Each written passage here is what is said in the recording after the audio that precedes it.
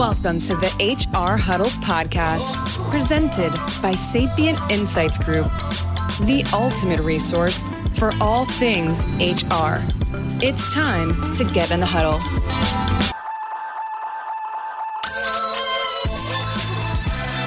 Hello, everyone. Welcome back to the HR Huddle. I'm your host, Terry Zipper, CEO and Managing Partner at Sapient Insights Group. And I'm back for another exciting episode of HR, We Have a Problem. This is the show where we break down the big and most relevant HR issues of the day.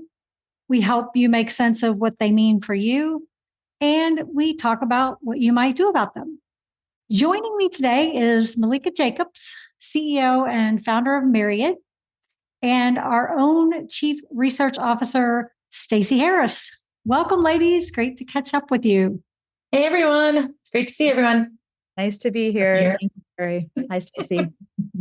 Yeah, it's something that we've been trying to do for a while is get this group of three, this triad together to have some conversations about HR for HR. And I'm glad we were finally able to do it. It's been kind of a crazy winter with just everything that's going on in the wintertime. And now we're getting ready for some exciting new things this summer, which we'll talk a little bit about some of those things as well. But I'm just glad that the three of us could finally get on the same call at the same time and talk about some fun stuff. I'm looking forward to it. Yes. Yeah, same. Same. Thank you, Terry. Yeah. I mean, the three of us have talked off and on for some time about just this whole idea of HR for HR. And I thought that would be a great topic for our listeners. I want to approach it a couple different ways, but if that sounds like a good plan to you, I think we will get into the huddle. Let's do it. All right.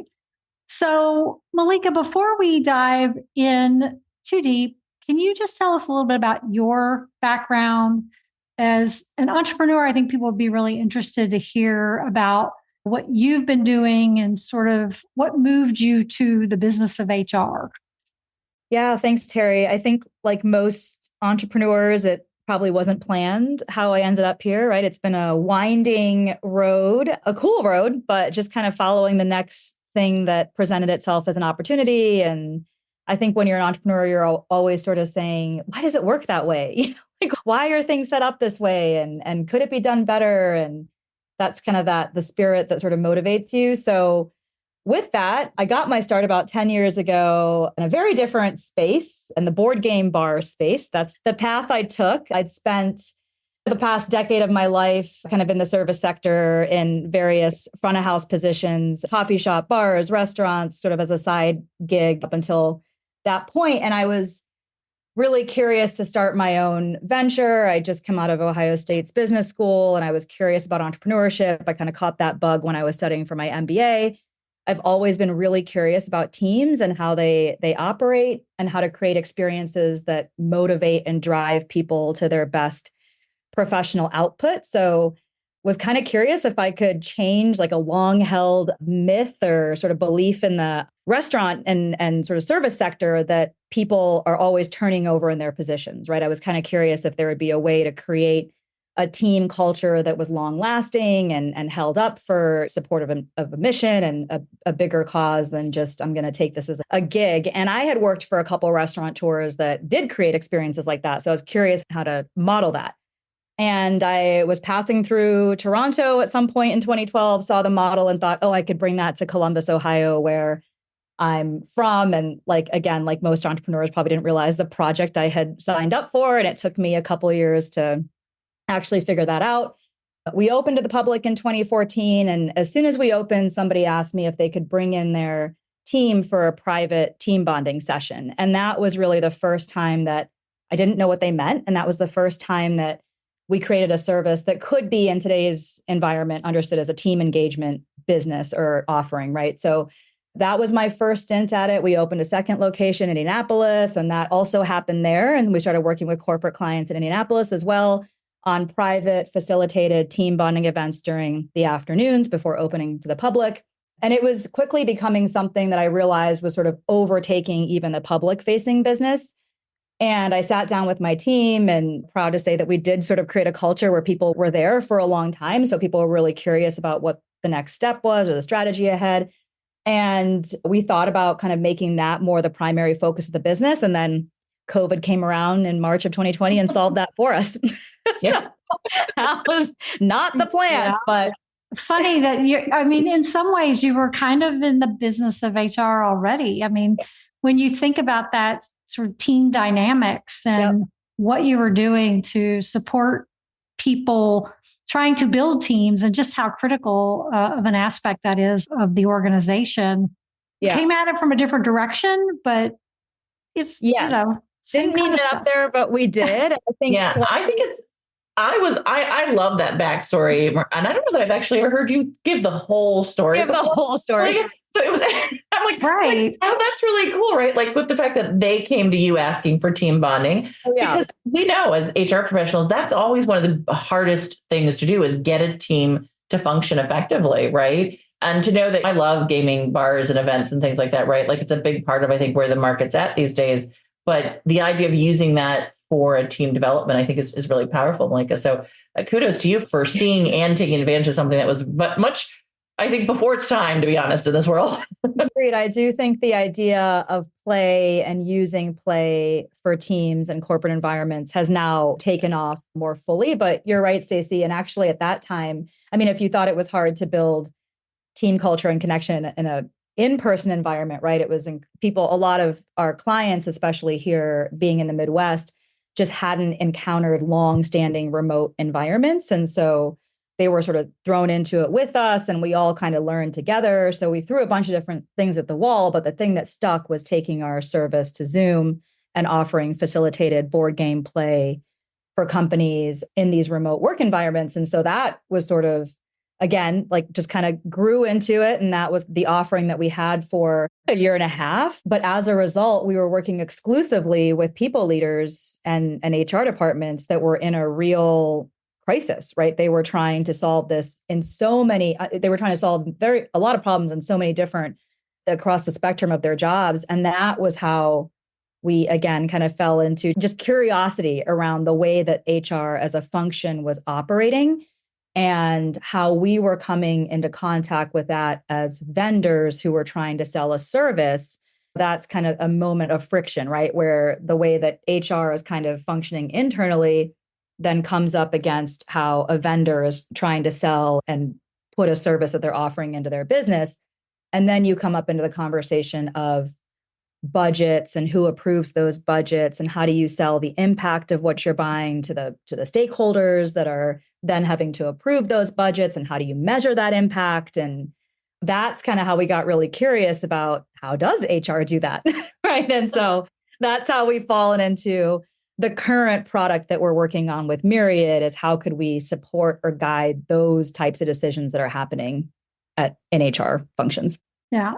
So you were kind of outside looking in view of HR. Were there some specific pain points that you identified that you thought, wow, I think that's something we could really do something about or fix or think about? Yeah, that's a great question. I think the one that probably stuck out to us the most as we continue to have these consults or before we sold a service, right, is the stakeholder piece. So HR obviously has numerous stakeholders, right, including, of course, employees who are a huge part of that. But what we saw wasn't that it wasn't so much that there was a lack of innovation or motivation to support necessarily that stakeholder group. It was that the sort of challenge between HR and the executive leadership team, like the C-suite team, right?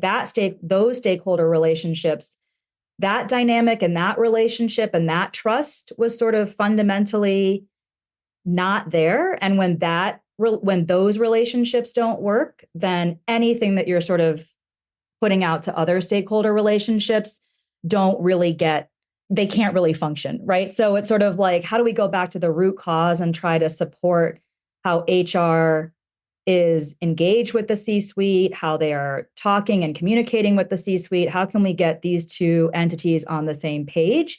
And then some of those other stakeholder relationships are going to naturally get more productive and more fruitful and more open and transparent, right? So that's kind of the one that we really kind of honed in on, is how is that kind of that stakeholder piece there. And that relates to budget, impact, metrics, communication, all of those things are rolled into that. But it was really how to just sort of support that relationship. It's intriguing to me, Malika, as you're going through your thought process as you were seeing that. Because the same thing Terry and I see too when we're talking to a lot of HR leaders is that the process of the work oftentimes overwhelms the conversation. Did you find oftentimes that in the conversations that you were able to provide HR with some of the language and that helped? Or do you think this is more also of an issue of we oftentimes don't know what's having an impact in HR? It's not as clear cut as like a marketing tool or a marketing or a finance model, right? Would that be a bigger situation you think? Is the challenge of not knowing?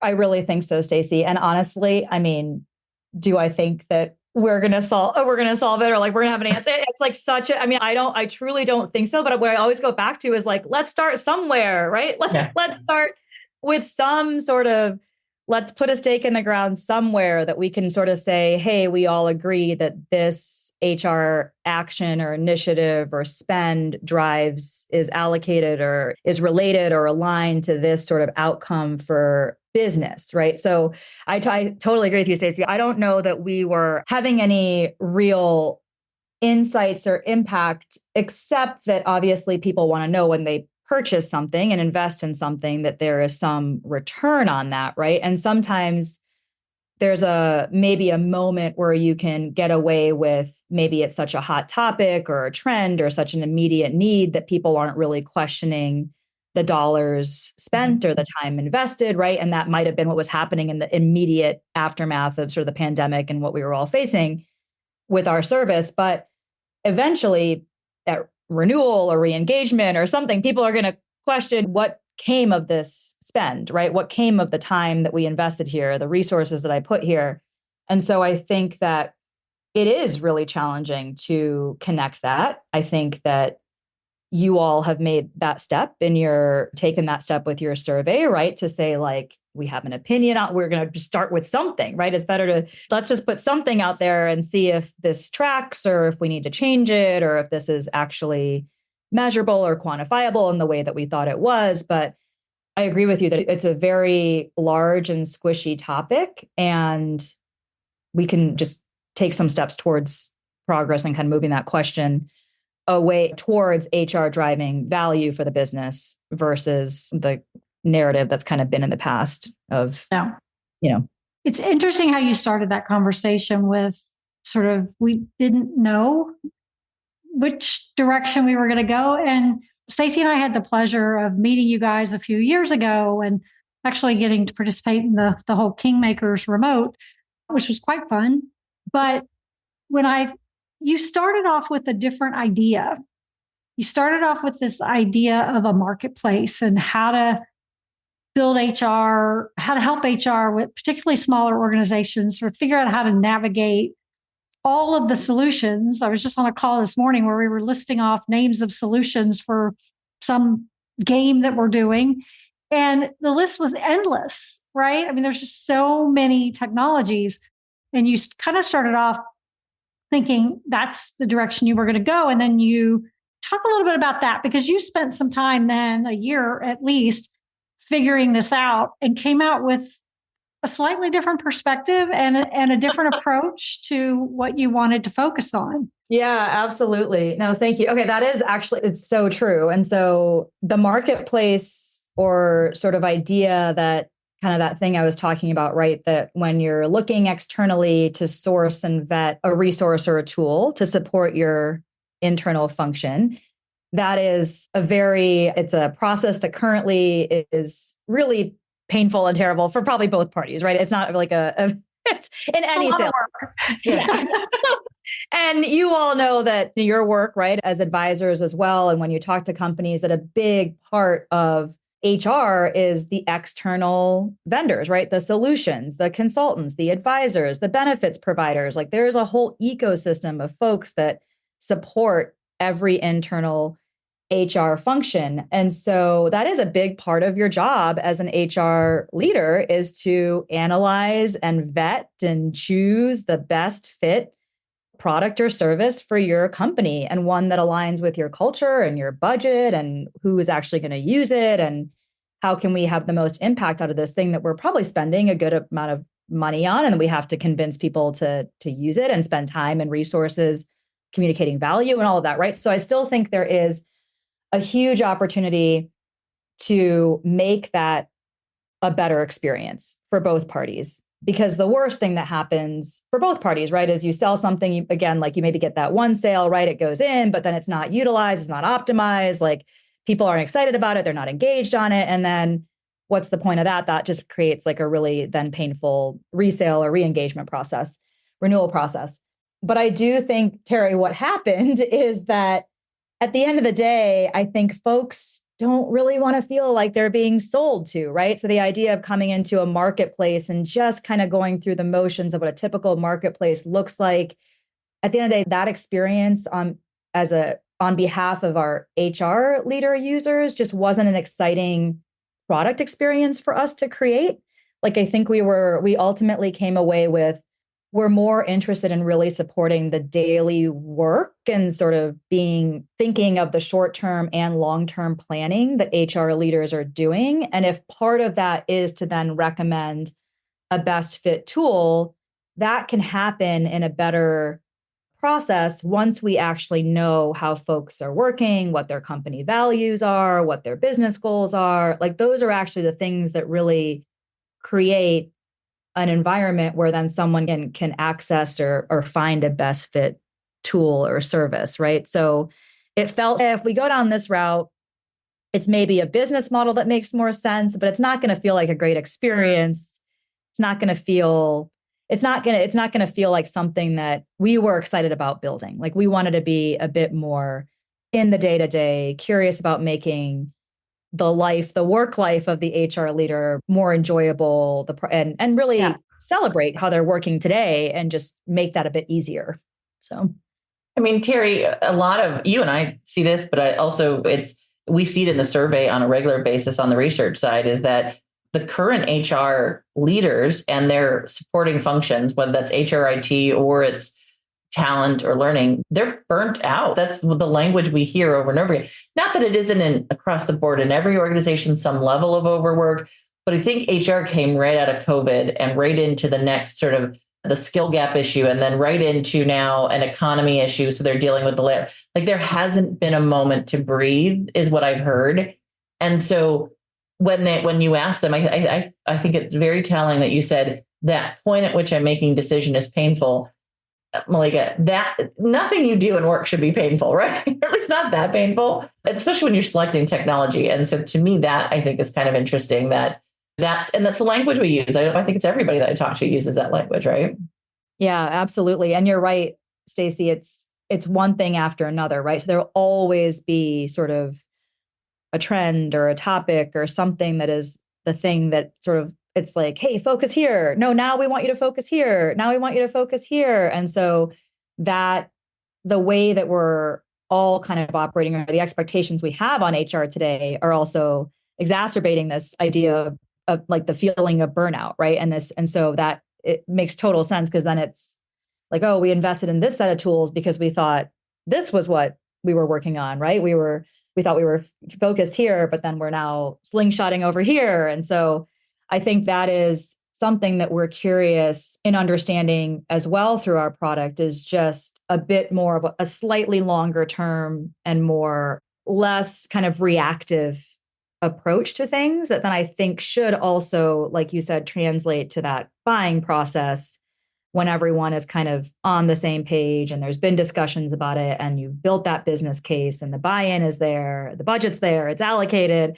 There's agreement and understanding and alignment on kind of why we're spending, versus, oh, I heard skills are the next best thing. Let's find the thing that's going to AI our skills, right? So we can move on. It's just like those magic pills aren't really out there, right? And then they create more chaos, more systems, more exhaustion on the part of everybody involved in those decisions. Yeah.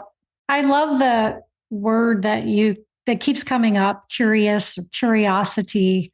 I think that's so key in what we do. And it leads us to do things that we might not have done otherwise. Otherwise, we just kind of follow the status quo. And I know when we met, it's been 18 months ago, I don't know, a little bit longer. I know Stacy and I were pleasantly surprised when we came back together and found out where you had kind of gotten to. Like it was, wow, this is the kind of thing that we've been thinking about and not knowing exactly how to make it happen. And I know what was important, I think, is that whole curiosity piece, right? You went out and you asked the questions and you met with vendors. I think you also met with a lot of practitioners, which to me is key. What do people want? What do they need? Like, what's the real need out there? What was it that you think you learned or heard from practitioners that, like, was there an aha moment for you that you said, oh, I think we're working on the wrong thing. Like, let's go work on this other thing.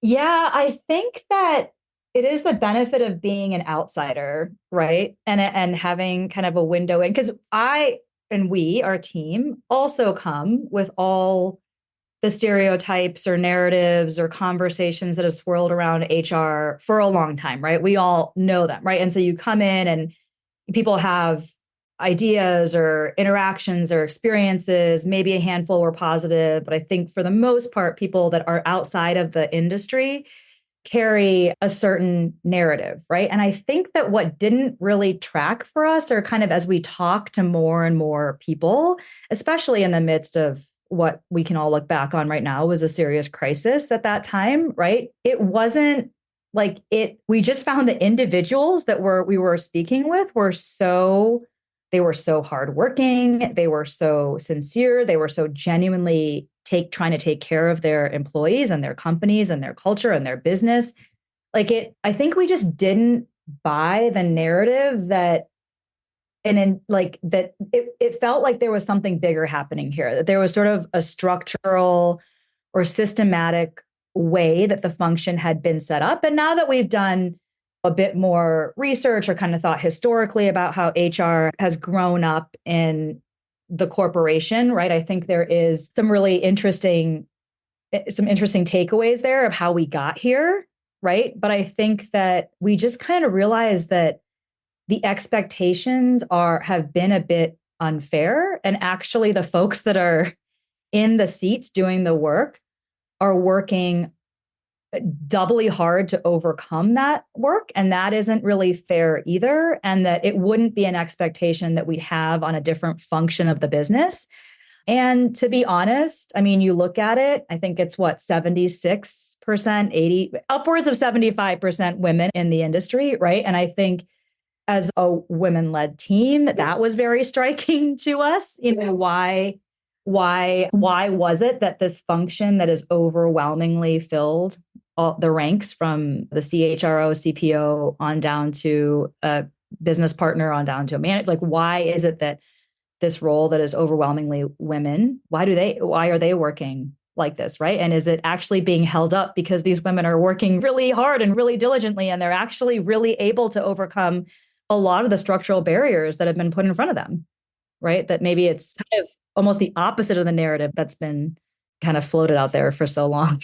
Yeah. So, I think the comment you made, like, that just struck me, is that the narrative was driving maybe some of the challenges, like that it created maybe an environment that is harder to work in than we expected, right? So that's something I think we've seen that in the data, in the sense that you would not expect the same level of sort of maybe business case values or the amount of financial sort of hoops you have to jump through sometimes for a finance system or marketing system. We hear that all the time, right? Because it's just expected that's going to give you outcomes, right?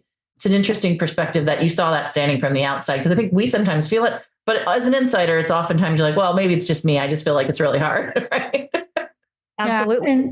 And Stacey, you know this from your experience, that there's a plethora of HR solutions and HR technology, but when it comes to the people in HR. Yeah, they've got an admin feature in this tool, but there's a whole lot of other work that HR does that's not done in these tools. And so Excel becomes the de facto solution for pretty much everything. And it's hard for HR to, in my view, get money to spend on HR specific tools. Having been someone who used to market technology for comp, I know it was very hard because they didn't want to spend money on a tool that comp professionals were the only ones who were going to use. So there's this desire to have more capability and to elevate the capability and the knowledge and the data, but there's sort of a gap there with like getting the right solutions to support. Terry, I have nothing to add. Couldn't have said it better.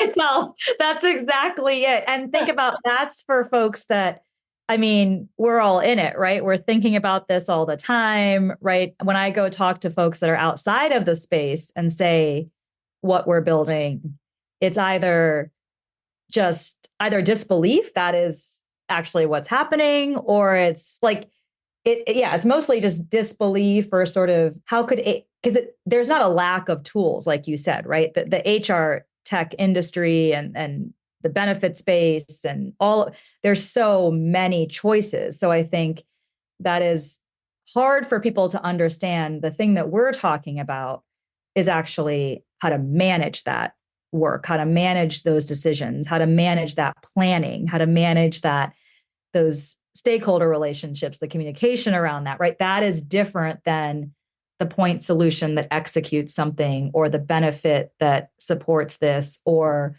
the people analytics tool or the data tool that gives you the insight. Like that is a different thing. And you're right. I mean, I think that Excel becomes the default, right? Or folks, again, because they're savvy and intelligent and scrappy, they hack together a number of other tools that aren't made for them, right? That then they sort of layer on top of each other and kind of make it work for them. I mean, we've heard so many wild stories. I also think that HR leaders, they share a lot, they help each other, they're constantly learning, right? So when someone has hacked together an Excel spreadsheet with 20 tabs that does the thing that they need it to do, then they're willing to share that with somebody else in their peer group, right? So it's just like this, they're creating it, right? And I think that what's unfortunate about like what we want to sort of solve around that is how can it be caught up to how fast the technology and the decisions that need to be made are moving today, right? So we want to be able to support the pace of the work and the pace of keeping up with business that HR really has to have access to in order to be that real partner for the business, right? That it would help to have a tool that was on par with the other functions of the business.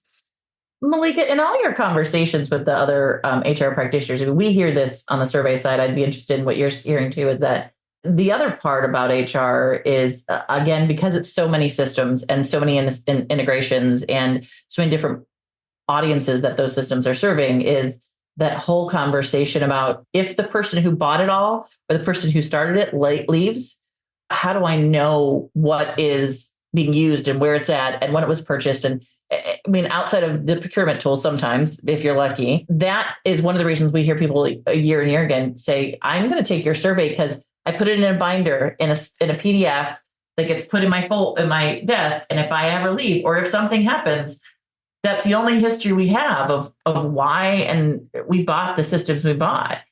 Do you hear that conversation at all from people? Over and over again, Stacey. A binder. I just heard it this morning. I was speaking with somebody today, and she said that she's supporting the HR work of a company that's getting ready to sell. And now they're like, shoot, well, what have we done here? So they're trying to take everything that exists in people's heads and start to document it. And where does that go, right? It goes into spreadsheets or Word docs or slide decks, or I mean, we hear that all the time. Yeah, the only reason, like the moment where I think about it is when I have to actually transfer that to somebody else. And it's a real challenge, especially given what we've seen through the survey in terms of the institutional knowledge, if I can get that word out. The people that have left the organization, like some of that data doesn't exist or nobody knows where it is, right? So Absolutely. yeah, that becomes you're kind of piecing it together. Yeah. And another thing, and this is something that, again, we haven't really talked about, but I'd be curious what you all think about this, is that there isn't really, because of this ad hoc nature of sort of folks building their own systems or ways to work individually or kind of within every company, there isn't really a standard language or sort of a standard way to think about when we look as outsiders on it. Let's say there's like 8 to 12, maybe like big buckets of functional areas of HR, right? And of course, there's more complexity below all those headers, and headcount matters, and industry matters, and things like that matter. But the functional things that you're executing are all pretty standard, yet there hasn't really been a standardization of, when I say X at this company, I mean the same thing. Like that means the same thing across industry, across functional area, across, like it means the same thing, right? And I think so that has also created a feeling, I think, of maybe more chaos than is even happening with it. I think everyone generally knows what things mean and can align themselves, but there isn't sort of a standard language in the way that a P&L statement or a cash flow statement or balance sheet, like all of those terms are understood to mean the same thing, no matter what company you're at. And yes, there's nuance around it, but we're speaking a common language, right? And it's not to say that there isn't like an academic language around HR. There is, but just how that gets fluctuated in execution at companies just looks different. Yeah, there's fewer standardizations, right? Yeah. I mean, I always like to tell people that I think it's 1976, I could be wrong, but I'm pretty sure it's 1976 or 1973. There was literally a global wide standard put in place for finance. Like there was a thing that we actually did that was done across that said all the banks said we can't function without this. Right. And marketing does the same thing because they have to go from environment to environment and speak to the whole consumer market as a whole, right? HR, because it's such a employee focused, your company focused thing. We have, I think, Terry, you and I still get into conversations with people about what is an actual employee, full-time employee, part-time employee. Does it include the contingents? Probably not, but depends on which country you're in, right? So, yeah. Yeah. And back in the day when I was doing comp surveys, we tried several times to get a advisory committee together across organizations to just standardize the data around comp. And that was a challenge when you start looking at any piece of data in HR. And a lot of this drives the culture in the organization. So anything we do from a technology perspective, especially now with the hybrid workforce being so prevalent, we've just got a kind of a different set of issues to deal with. We're not seeing people every day. We're not talking to them every day. We're not having that sort of common communication. So sometimes it feels like there's a lot of re-explaining what we mean. Absolutely. Yeah.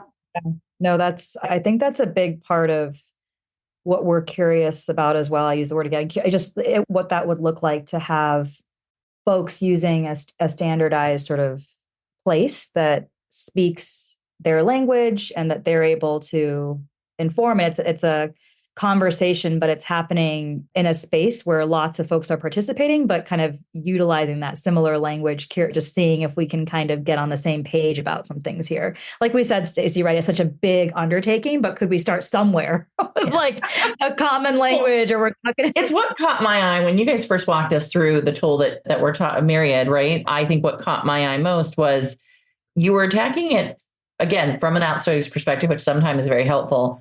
And you didn't go with the direct, let's catalog everything, right? Which I think is what most of the world sort of does in this kind of case.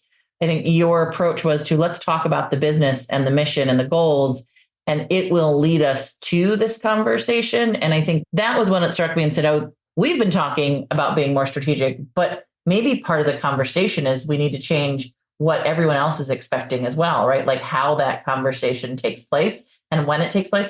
Because if all the business keeps doing is coming to us and asking us for a tool, and you keep trying to talk about strategy and you don't have a way to talk about strategy, they're not listening. And it's like you're talking two languages. And so I really liked how you were doing that. And I think for HR, because there's so many, the HR professionals, they know their business and they know their company's business and they're bright and they've got the data. But if they keep being asked for the wrong thing, it's really hard to overcome, right? Absolutely. Yeah, absolutely. Love that.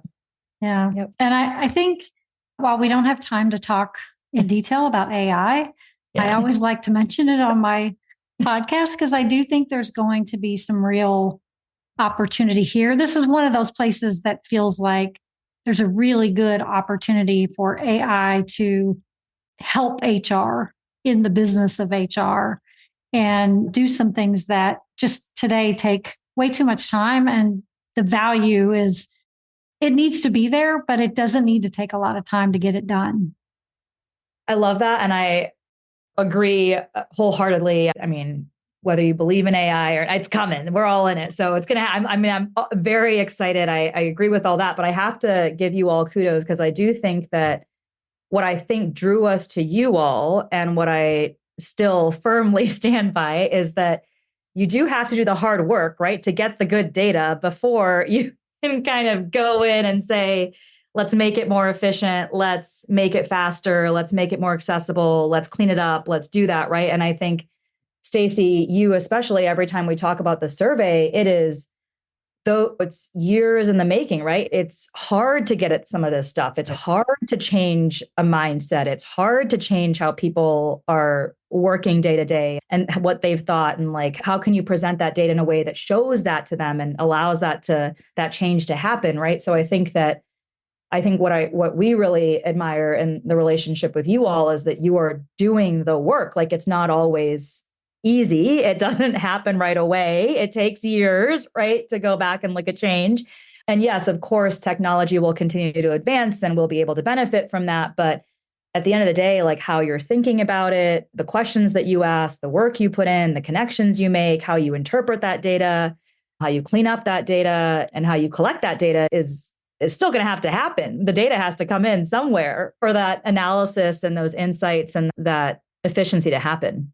Yeah, I think the AI conversation is it's in everything. It's in every step you take these days. And it's the approach and the ability of it to pick up information and synthesize that information is rapidly sort of increasing.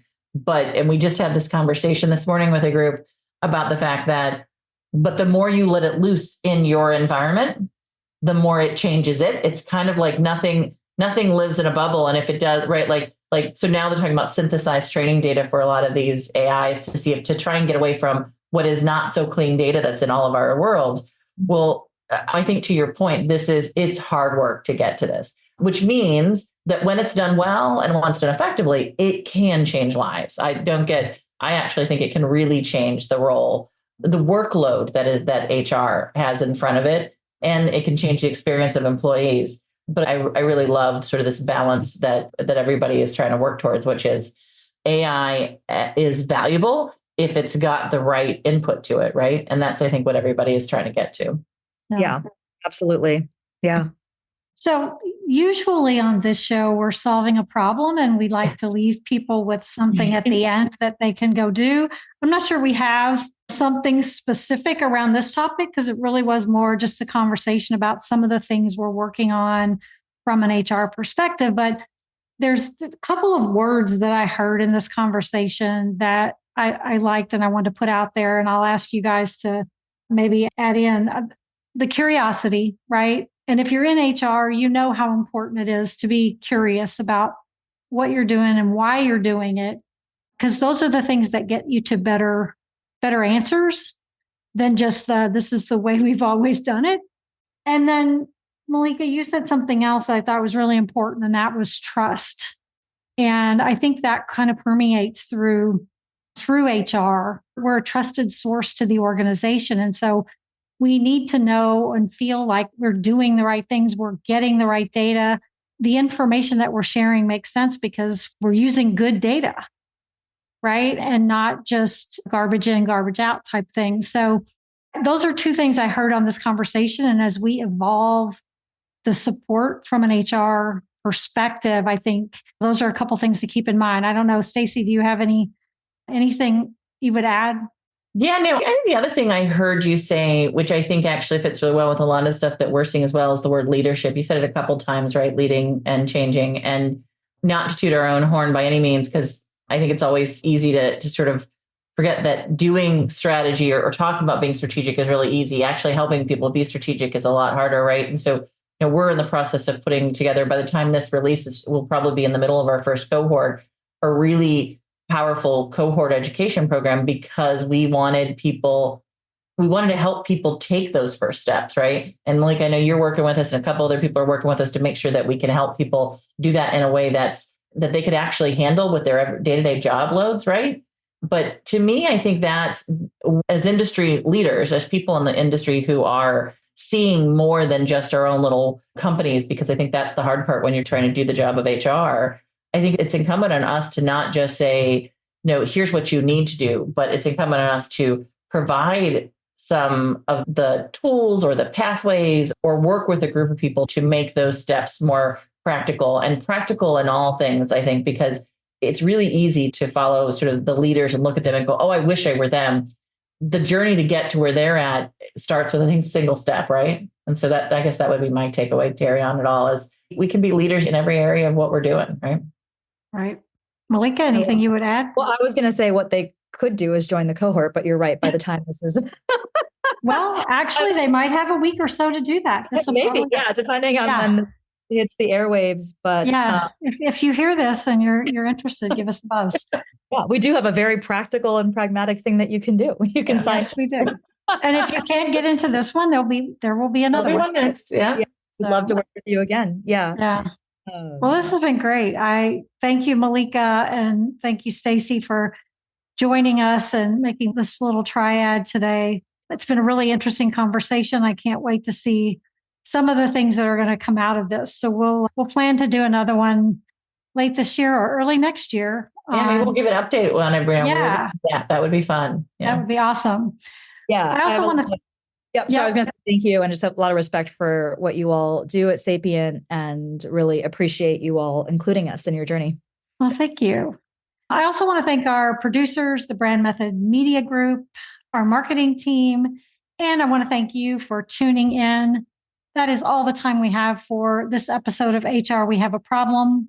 If you enjoyed the episode, you can subscribe to it on your favorite podcast app. Leave us a review. We'd love to hear what you think. And we'd also love it if you had some ideas of things you want to hear about. You can also drop us a line or schedule a chat on the website. And we will be back in 2 weeks with another episode of HR We Have a Problem. Thanks, everybody.